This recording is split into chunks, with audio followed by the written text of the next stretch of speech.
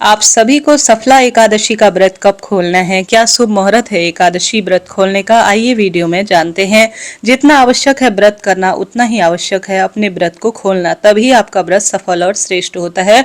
कभी भी हरिवासर में एकादशी व्रत नहीं खोला जाता, इस चीज का आप ध्यान रखिएगा, नहीं तो आपका व्रत सफल नहीं माना जाएगा। आप जानते होंगे इस बार जो द्वादशी है यह महाद्वादशी पक्षवर्धनी द्वादशी के रूप में जानी जाएगी, जो कि सर्वश्रेष्ठ रूप में हमें प्राप्त हो रही है। इस द्वादशी पर बहुत सारे दुर्लभ संयोग भी हो रहे हैं, जिन द्वादशी पर अगर आप कुछ कार्य करते हैं तो लाभ होता है। हम सभी व्रत कर रहे हैं। आज 15 तारीख को 16 दिसंबर 2025 मंगलवार को हम अपना व्रत खोलेंगे। जैसा कि आप जानते होंगे यह दिन पक्षवर्धनी द्वादशी का मंगलवार को हो रहा है और यह सबसे श्रेष्ठ और शुभ दिन है।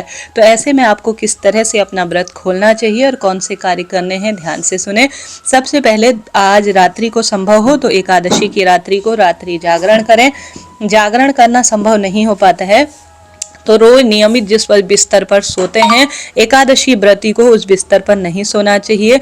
भगवान जी के समकक्ष या उनके जो है आसपास जमीन पर या किसी खाट पर आप सो सकते हैं, कोई दिक्कत नहीं। यथाशक्ति तथा भक्ति शास्त्र में कहा गया है, जैसी भी शक्ति है उस अनुसार आप भक्ति कीजिएगा, लाभ तो मिलता ही है। आज एकादशी की रात्रि को आप चाय पानी फलाहार एक बार ले सकते हैं। उसके बाद आप सभी द्वादशी पर सुबह मंगलवार पर जल्दी उठें और साथ के साथ सबसे पहले तुलसी पूजा करें। स्नान के बाद सूर्य भगवान को जल चढ़ाएं। जल के लोटे में पौष का महीना है, लाल फूल और कुछ दाने अक्षत के, क्योंकि द्वादशी पर चावल का बहुत महत्व है। सूर्य भगवान को जल चढ़ाएंगे तो चावल, लाल फूल और लाल चंदन जरूर तांबे के लोटे में डालकर ओम घृणी सूर्याय नमो नमः कहते हुए आप जल चढ़ाएं। उसके बाद आप सभी को तुलसी में कच्चा दूध और हल्दी मिश्रित जल चढ़ाना चाहिए। तुलसी की विधि विधान से पूजा करें। भोग प्रसाद समर्पित कर संभव हो तो ओम नमो भगवते वासुदेवाय महामंत्र का जाप करते हुए आपको परिक्रमा करनी चाहिए। उसके बाद आपको घर के द्वार पर दीपक लगाना है। घर की रसोई में दीप लगाने के बाद सूर्य उदय होने के बाद ही सर्वश्रेष्ठ रूप में व्रत खोलना चाहिए। आप सभी को अपने घर की रसोई पर द्वादशी पर चावल बनाने चाहिए। मीठे चावल बना सकते हैं, नमकीन चावल भी बनाए जा सकते हैं, कोई दिक्कत नहीं। अगर इस महाद्वादशी का व्रत करते हैं एकादशी के साथ तो अति उत्तम है। भगवान को आप भोग लगाएं।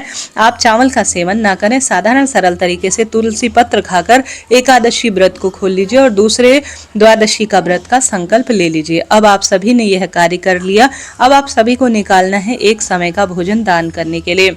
एक थाली लीजिए जिसमें चावल जरूर रखें दान के लिए, तिल जरूर रखें, गरम वस्त्र भले ही कम ज्यादा जितने भी हो वह रख लीजिए, कुछ दक्षिणा, मौसमी फल और मौसमी सब्जी रखकर आप दान के लिए अपने घर के मंदिर में रख दीजिए।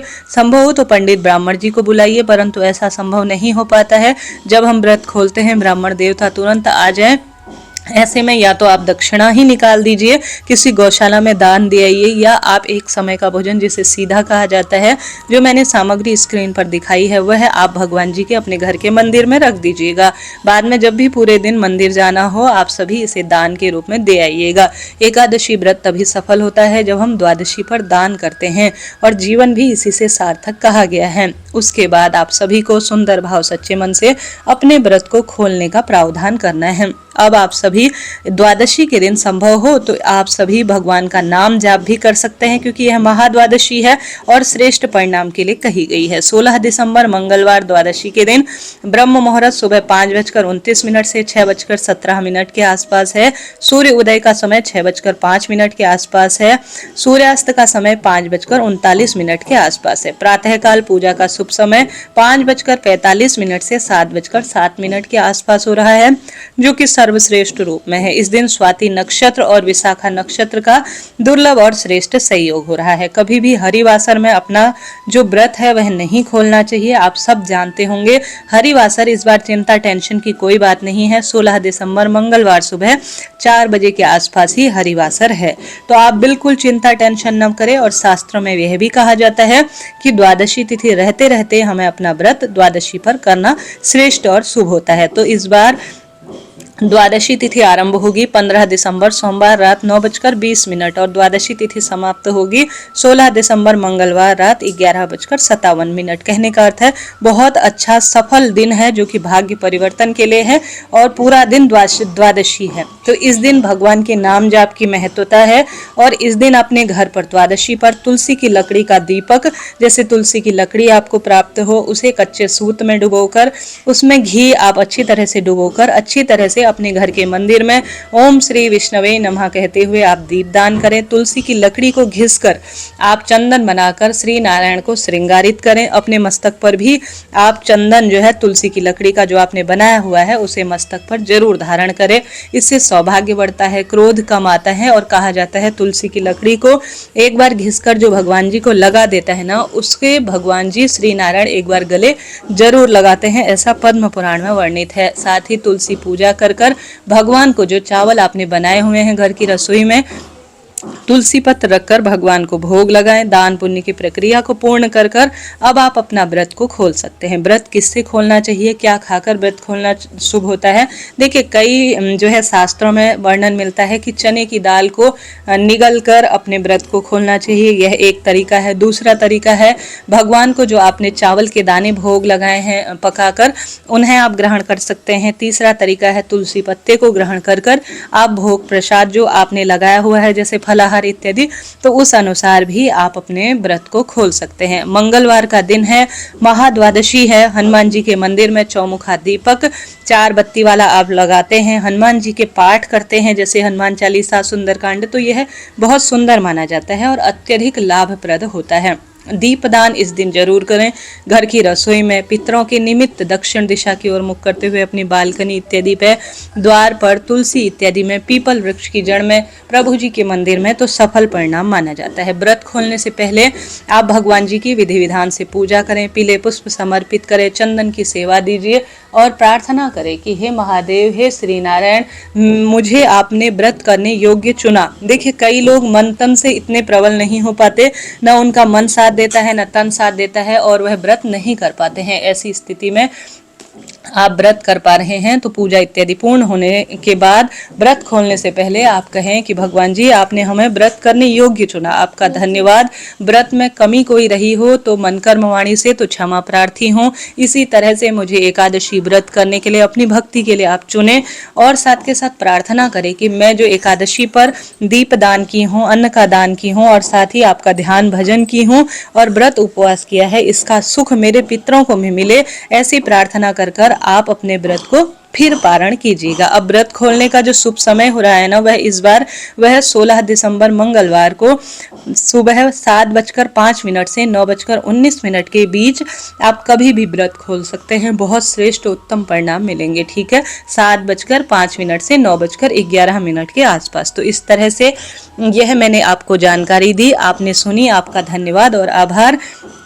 और साथ के साथ एकादशी के बाद जब आप द्वादशी को भले ही व्रत करें या न करें, उस दिन आपको बिल्कुल भी प्याज, लहसुन और तामसिक चीज़ों का सेवन नहीं करना चाहिए, नहीं तो आपका एकादशी व्रत खंडित रूप में माना जाएगा। हमेशा इस बात का ध्यान रखें कि आप एकादशी व्रत के बाद जो महाद्वादशी होती है ना, यह एकादशी भी से भी लाख गुना फल देने वाली होती है। इस दिन किया गया दीपदान, इस दिन किया गया अन्नदान, इस दिन किया गया नाम जाप एकादशी से भी ज़्यादा फल देता है, क्योंकि यह जो महाद्वादशी होती है यह कुछ ही साल भर में हमें प्राप्त होती है और श्रेष्ठ उत्तम परिणाम के लिए जानी जाती है। तो इस दिन आप जो भोजन करते हैं कोशिश करें एक ही समय द्वादशी पर भोजन करें और सात्विक भोजन होना चाहिए। ऐसा नहीं कि द्वादशी के दिन आपने व्रत खोल दिया तो अब मीठ, मांस, प्याज, लहसुन, तामसिक चीज़ों का कई जो है शहरों में, कई परिवारों में जो है भोजन होता है। ऐसा बिल्कुल आपको नहीं करना है।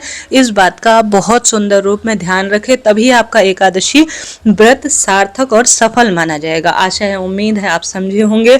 अब आइए कार्तिक महीने के माफ करें, यह श्रेष्ठ जो दिन है द्वादशी का, जिसे सबसे श्रेष्ठ कहा जाता है, इस पर तुलसी माता की कथा सुननी चाहिए। आरंभ करते हैं, मेरे साथ बोलिए। तुलसी माता की जय। एक बुढ़िया माई थी, हमेशा नियम था कि तुलसी माता का विशेष पूजन करती थी, हरि कीर्तन किया करती थी और नियमित रूप से भगवान का मंत्र जाप उसका नियम था और सदाचार से हमेशा वह अपना जीवन व्यतीत करती थी।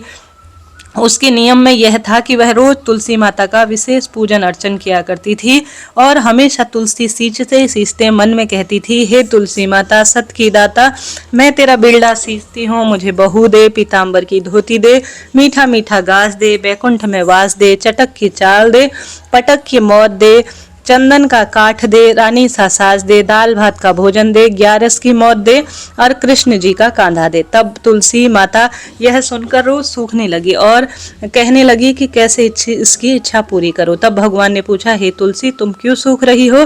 तुलसी माता ने कहा, एक बुढ़िया माई रोज आती है और यही बात कहती है सब कुछ तो उसको लाकर दे दूं, लेकिन कृष्ण जी का कांधा कहाँ से लाऊं? तो भगवान बोले, जब वह मरेगी तो मैं अपने आप उसे कांधा देने चले जाऊंगा, तो चिंता मत कर और तुम बुढ़िया माई से कह दो। जब बुढ़िया माई मर गई, लोग उसे ले जाने लगे। जब माई को ले जाने लगे तो वह किसी से भी नहीं उठी, इतनी भारी हो गई। तब भगवान एक 12 बरस के बालक का रूप धारण कर आए।